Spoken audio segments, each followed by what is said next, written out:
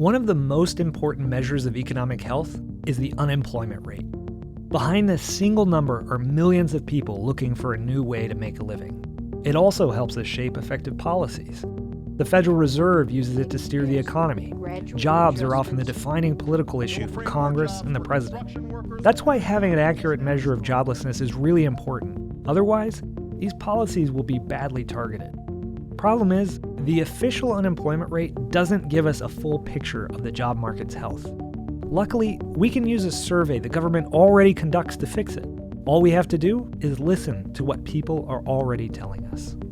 Okay, so why is calculating unemployment so hard? Just add up everyone who doesn't have a job, right? Well, that rate would currently be about 40%.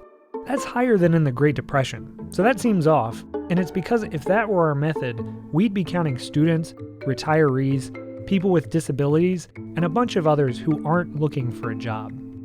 That's because what we're really interested in is the rate of involuntary joblessness, the amount of people who don't have a job but wish they did.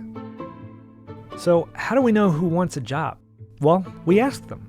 Each month, the Bureau of Labor Statistics surveys 60,000 households to gather a bunch of information about the job market. The answers to this survey determine the official unemployment rate you hear reported in the news. This is sometimes called the headline rate, or in official econ speak, the U3 rate. Here's how it works. If you have a job, you're counted as employed. Easy peasy. Don't have a job? Well, you're not unemployed yet. There's one follow-up. Are you actively seeking a job? If the answer to both of those is yes, then you are unemployed under the official definition. Together, the employed and unemployed form the labor force. The number of unemployed is divided by the labor force and boom, that's U3, the official unemployment rate. But remember, many people aren't in the labor force. They're actually in a third group you might have never heard of called the inactive.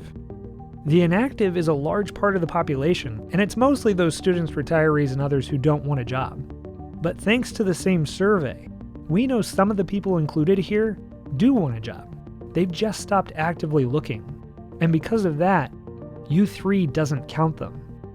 The BLS knows the U3 rate isn't perfect, so there's also a U4 rate, which has a broader measure of unemployment. For this rate, the BLS adds in people who stopped looking for work because of problems in the job market. There's even a U5 rate, which adds in anyone who stopped looking for personal reasons like illness or issues with transportation. But all these rates leave some people who want a job still counted as inactive. Now there is one more measure, the U6. It adds in part-time workers who want full-time jobs. But adding in these workers muddies the issue of joblessness. And remember, joblessness is what we're really interested in measuring. So U3, 4, and 5 don't count everyone who wants a job, and U6 confuses the idea of joblessness. That's why we need a new Goldilocks rate, the one that's just right.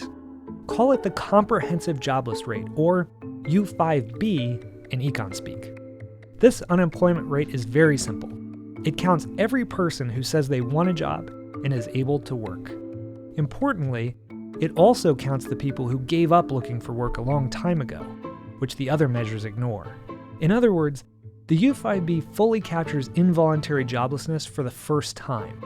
The difference in rate may seem small, but it reflects millions of people. With this rate, not only would we have a better sense of the health of the job market and our economy, but we could also craft more effective job policies. There will be fewer and fewer jobs that a robot cannot do better. Okay. What to do about mass unemployment? This is going to be a massive social challenge. And I think ultimately we will have to have some kind of universal basic income. I don't think we're going to have a choice. Universal basic income. Universal basic income. I think it's going to be necessary. So it means that unemployed people will be paid across the globe. Yeah. Because there is no job, machine, robot is taking over. That's simply and I want to be clear that these are not things that I wish would happen. These are simply things that I think probably will happen. And if my assessment is correct and they probably will happen, then we need to say, what are we going to do about it? And I think some kind of a universal basic income is going to be necessary. Now, the output of goods and services will be extremely high. So with automation, there will come abundance. There will be almost everything will get very cheap. I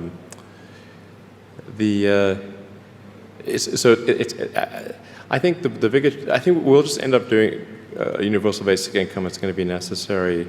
The harder challenge, much harder challenge, is how do people then have meaning? Like a lot of people, they derive their meaning from their employment. So if you don't have, if you're not needed, if there's not a need for your labor, how do you, what's the meaning?